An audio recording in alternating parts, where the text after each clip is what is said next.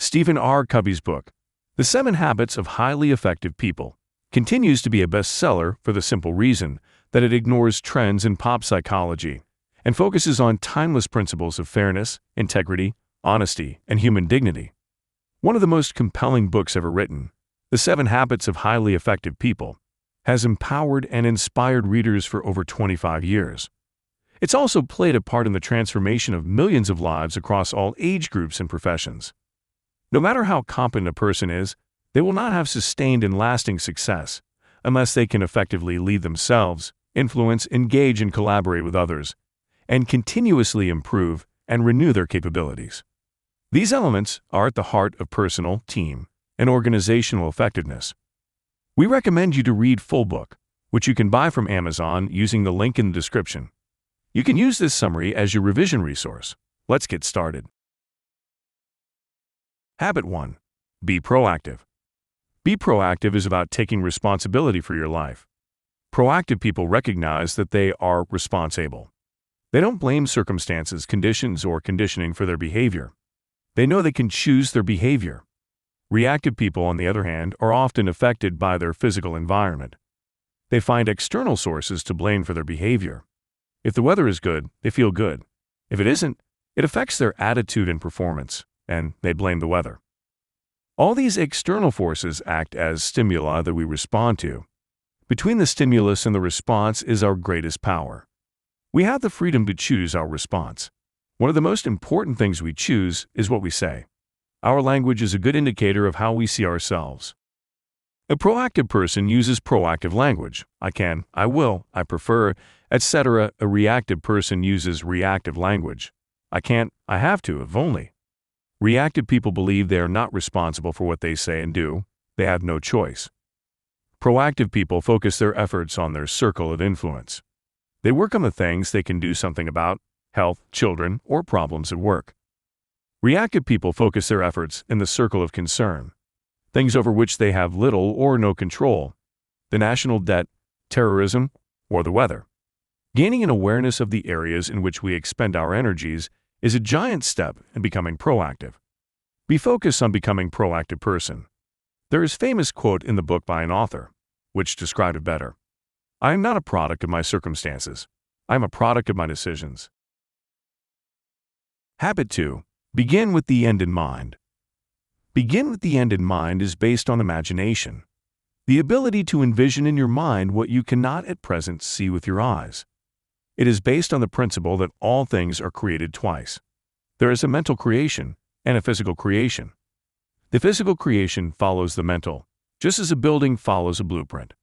If you don't make a conscious effort to visualize who you are and what you want in life, then you empower other people and circumstances to shape you and your life by default. It's about connecting again with your uniqueness and then defining the personal, moral, and ethical guidelines within which you can most happily express and fulfill yourself.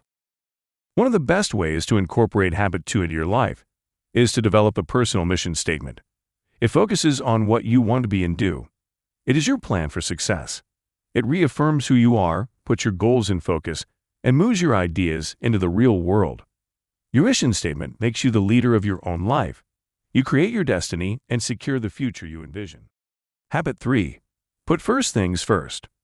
Put first things first is the exercise of independent will lead toward becoming principle-centered. Habit 3 is the practical fulfillment of Habits 1 and 2. Habit 1 says, you are the creator. You are in charge.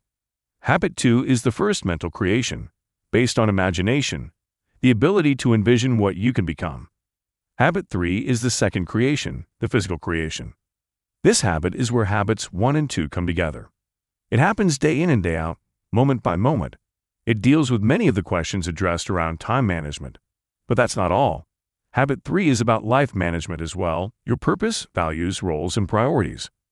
What are first things? First things are those things you find of most worth.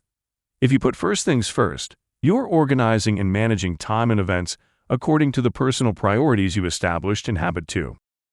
Quadrants of time management. We spend our time in one of 4 ways, depending on the 2 factors that define an activity: urgent and important.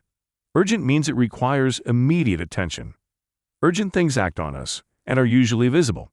For example, A ringing phone is urgent. Important things, on the other hand, have to do with results. It contributes to our mission, values, and high priority goals. We react to urgent matters. Important matters that are not urgent require more initiative, more proactivity. Habit 4. Think win-win. Think win-win isn't about being nice, nor is it a quick fix technique. It is a character-based code for human interaction and collaboration. Most of us learn to base our self-worth on comparisons and competition. We think about succeeding in terms of someone else failing. If I win, you lose, or if you win, I lose. Life becomes a zero-sum game. There is only so much pie to go around, and if you get a big piece, there is less for me. It's not fair, and I'm going to make sure you don't get any more. We all play the game, but how much fun is it really? Win-win sees life as a cooperative arena, not a competitive one. Win-win is a frame of mind and heart that constantly seeks mutual benefit in all human interactions. Win-win means agreements or solutions are mutually beneficial and satisfying. We both get to eat the pie, and it tastes pretty darn good. To go for win-win, you not only have to be empathic, but you also have to be confident. You not only have to be considerate and sensitive, but you also have to be brave.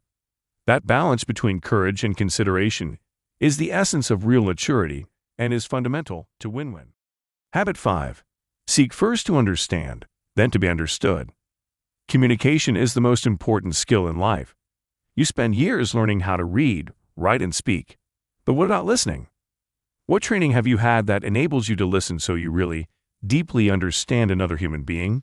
Probably none, right? If you're like most people, you probably seek first to be understood. You want to get your point across. In doing so, you may ignore the other person completely. Pretend that you're listening, selectively hear only certain parts of the conversation or attentively focus on only the words being said, but miss the meaning entirely. So, why does this happen? Because most people listen with the intent to reply, not to understand. You listen to yourself as you prepare in your mind what you are going to say, the questions you are going to ask, etc. You filter everything you hear through your life experiences, your frame of reference. You check what you hear against your autobiography and see how it measures up.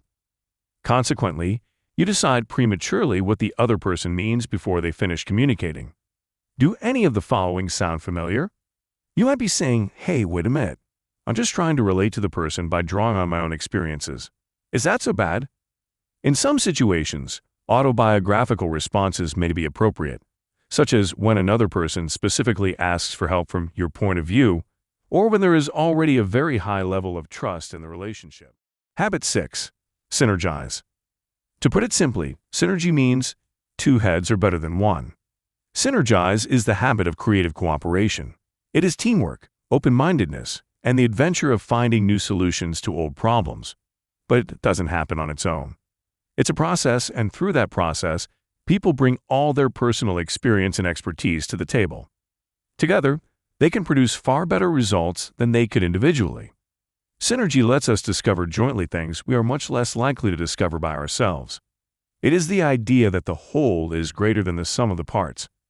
1 + 1 = 3 or 6 or 60. You name it. When people begin to interact together genuinely, and they're open to each other's influence, they begin to gain new insight. The capability of inventing new approaches is increased exponentially because of differences. When people begin to interact together genuinely, and they're open to each other's influence, they begin to gain new insight. The capability of inventing new approaches is increased exponentially because of differences. Habit 7. Sharpen the saw. Sharpen the saw means preserving and enhancing the greatest asset you have is yourself. It means having a balanced program for self-renewal in the 4 areas of your life: physical, social or emotional, mental, and spiritual. Sharpen the saw keeps you fresh so you can continue to practice the other 6 habits. You increase your capacity to produce and handle the challenges around you. Without this renewal, the body becomes weak, the mind mechanical, the emotions raw, the spirit insensitive, and the person selfish. Not a pretty picture. You can pamper yourself mentally and spiritually, or you can go through life oblivious to your well-being. You can experience vibrant energy. Or you can procrastinate it and miss out on the benefits of good health and exercise. You can revitalize yourself and face a new day in peace and harmony. Or you can wake up in the morning full of apathy because your get up and go has got up and gone. Every day provides a new opportunity for renewal, a new opportunity to recharge yourself instead of hitting the wall. All it takes is the desire, knowledge, and skill. This was the complete summary of the book, 7 Habits of Highly Effective Peoples. If you can practice these habits to be the part of your blood, then nothing is going to stop you being successful. We hope you like this video. Kindly subscribe the channel.